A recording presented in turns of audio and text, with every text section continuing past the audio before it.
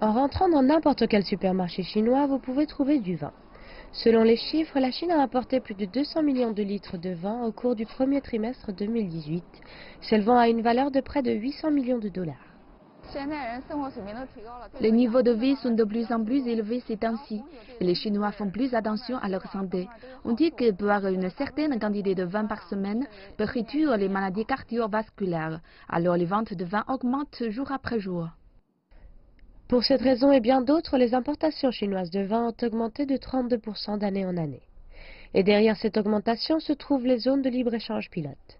Pour répondre à la demande croissante de vin ainsi que d'autres produits, on peut désormais trouver ces zones dans tout le pays, chacune ayant sa propre spécialité. La zone de libre-échange de Henan est ainsi spécialisée dans les questions de logistique à cause de sa position au centre de la Chine. Une compagnie de vin américaine est arrivée dans cette zone il y a 5 ans. Avec les zones de libre-échange, importer du vin en Chine n'a jamais été aussi facile. Le plus grand avantage est l'établissement de ce qu'on a appelé la zone de libre-échange intégrée dans les aéroports dans le cadre de ce programme.